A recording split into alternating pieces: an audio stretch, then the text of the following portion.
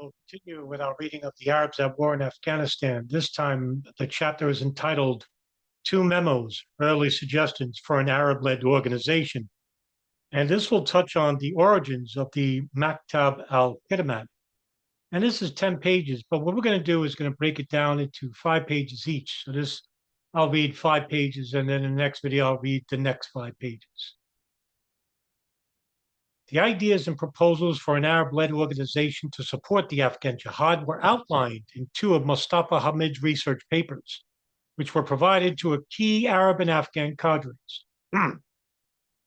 These papers drew heavily from early Afghan Arab experiences on the front lines, as well as from Rashid Ahmad's training at Qais and his recommendations for repairing the Afghan Jihad.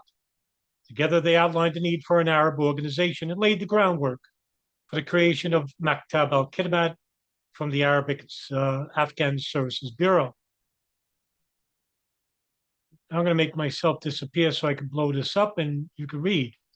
Mustafa Hamid was driven to write the first of the 2 papers following the 1983 Battle of Urgan, in which ammunition shortages and the poor administration of supplies, logistics, and donations had a significant impact on the battle. Paper focused on how to rectify the misdirection and misappropriation of supplies and was the first to make clear the problem of corruption within the jihad. Parts of the paper were later provided to Jalaluddin Haqqani, who asked Hamid to write something for him to take to the Hajj to secure more assistance and funding. Prior to the departure of Haqqani and others from the 1984 Hajj, meetings were held in Jaji in an attempt to rectify problems with supplies and mismanagement.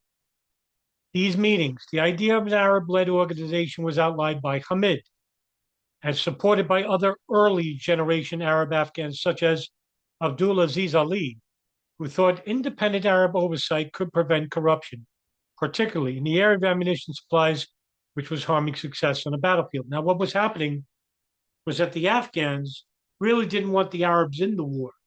The Arabs approximately made up 10% of the fighting force that were happening against the Soviets in 1979 and 1989. The Arabs came a little bit later. But as they were trickling in from other parts of the world like Algeria, Egypt, Saudi Arabia, Pakistan, they were coming from rural areas. They were coming from cities and towns. And these very elaborate Arab charities, like the World Muslim Youth League, were donating, millions of dollars. And on top of that, you had rich Saudi sympathizers within the kingdom. One of them, which was a non-Saudi family, which is probably the richest non-kingdom family in Saudi Arabia, and that is the Bin Laden family. And one of them was Osama bin Laden. Osama bin Laden is supposedly the creator of the Maktab al-Khidmat, but not necessarily true. He's the biggest financier of it. Others like Abdul Yusuf Azam and Abdullah Anas also contributed to the creation of the Maktab al-Khidmat. The real origins of the idea for direct Arab support of the jihad inside Afghanistan in the area of logistics, training, and ammunition manufacture came before the Battle of Urgan. During this battle, found that ammunition for the 12.7 millimeter heavy machine gun was finished, and we could not get any more because ammunition and aid were not distributed to the Afghan fronts on the basis of requirements of politics. This harmed our efforts during the battle, and so afterwards, I began to think about ways in which ammunition could be better supplied. One idea that I put in my paper was to create a program for manufacturing or refilling ammunition for light and medium weaponry. Because of the mismanagement of aid and supplies that were witnessed on the fronts and during the Urgan battle, it was also clear we needed to establish a committee to supervise the distribution of aid and ammunition and weapons on the basis of merit and need.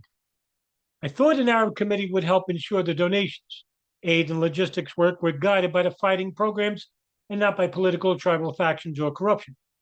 The committee would assist in directing aid to the places it was needed and could best be used. This required people to be inside Afghanistan to know what was happening, so they could ensure aid went to the right places. So I wrote about this in my research paper, highlighting the problems of corruption and misdirection aid and suggesting the solution that, and I'll make myself disappear again, Arab groups or committees be formed to oversee supply, logistics, and donations. I came under fire for this suggestion, and so did two of my friends who supported the initiative. Leah Farrall. Why did you and your friends come under fire? Mustafa Hamid.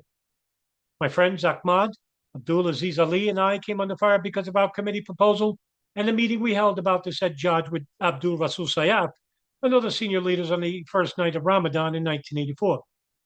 We wanted to discuss forming an Arab committee to supervise supplies at the battlefield to ensure that where they were needed.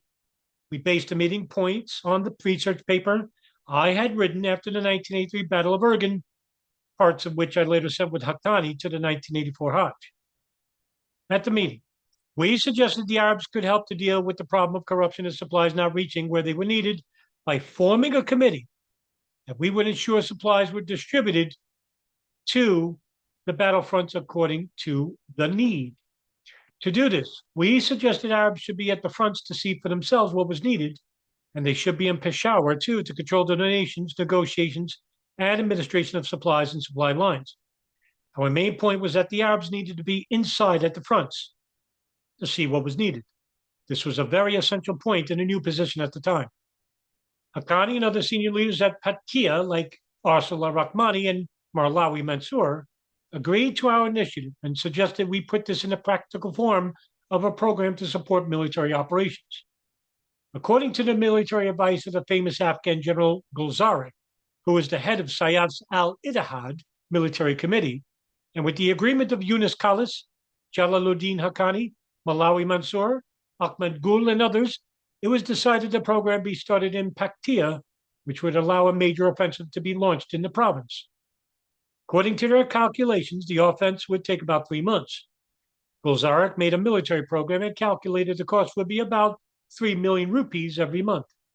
The Arabs would pay, and a committee headed by Abdullah Yusuf Azam would gather and supervise the distribution of donations, while Abdul Aziz Ali would supervise the logistic work and ensure supplies were distributed where they were needed. Malawi Mansour and Haqqani said they would contribute forces and that they were ready to attack the communist strongholds in their area. When this was agreed, it became a practical project. And from this point, the Arabs would collect money and come to distribute it and oversee supplies and logistics. Yunus Khalis, who was among those who agreed, asked that the Arabs come to Jalalabad and make a project there once the Paktia province was finished.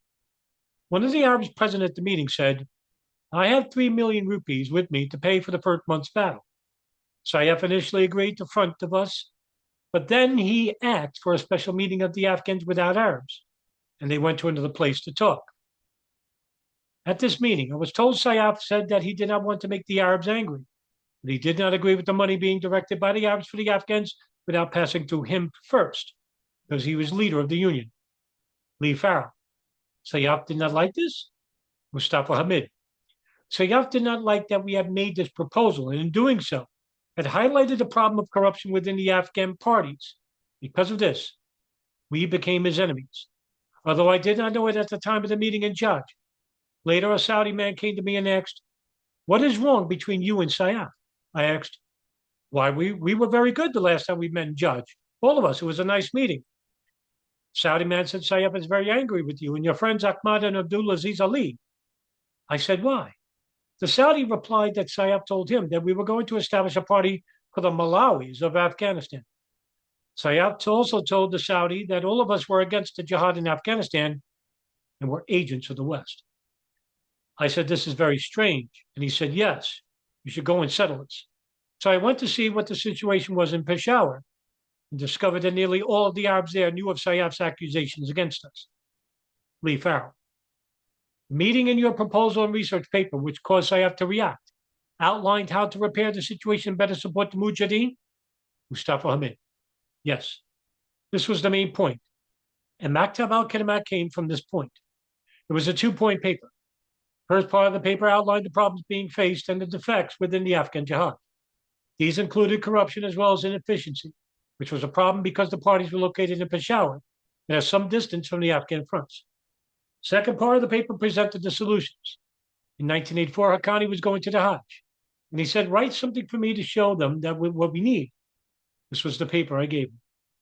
Haqqani did not take the first part of the paper because I had written about why the jihad was in need of repair.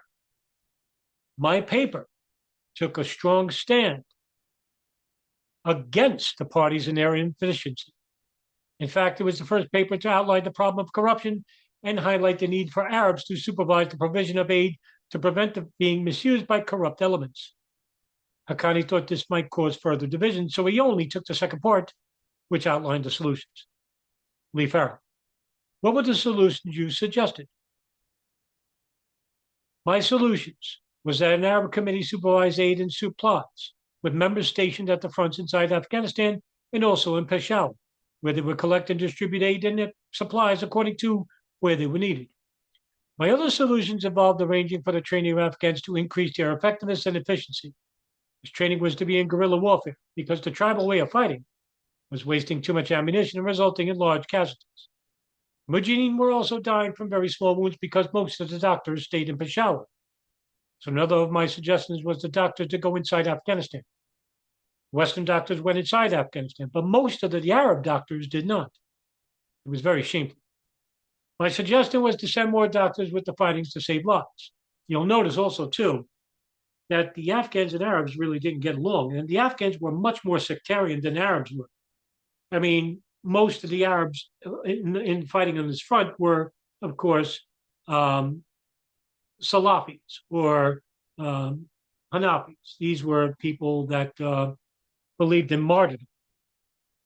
Shias mainly did not participate in this battle, but they did participate in the jihad against the Soviets in Afghanistan and afterwards. However, during the initial stages, it was basically Afghans, and then Arabs, the Afghan Arabs as they're called, came later. And these people, basically, a lot of these Arab Afghans were from Egypt and Algeria and Saudi Arabia. And they were not as sectarian as the Afghans. I mean, they had some,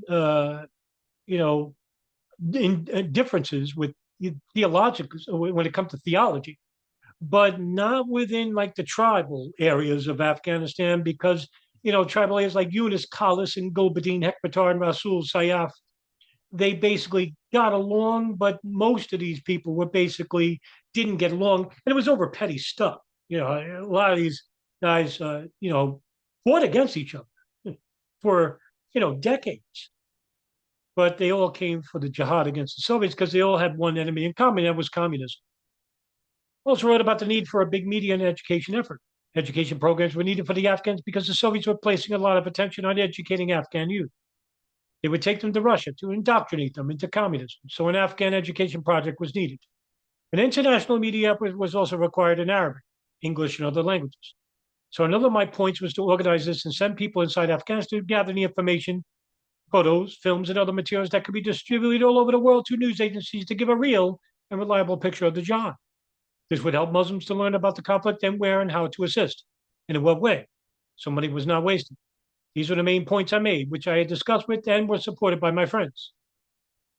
And I'm going to leave it here, right? And then in the second part, I will read the next 5 pages that go along with it. And as you could see, Mustafa Hamid had the initial idea of the Maktab al-Kidmat, but wasn't implemented.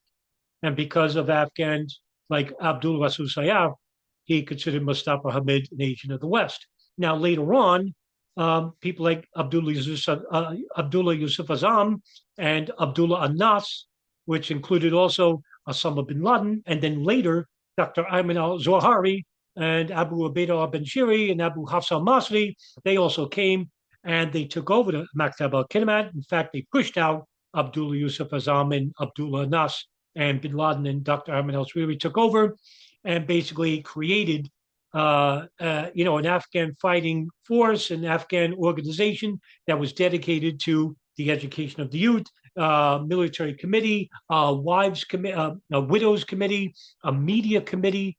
It was all headed toward a very dark future. And that dark future was the creation of Al-Qaeda.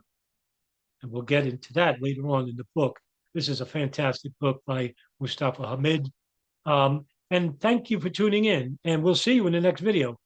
Take care, everybody.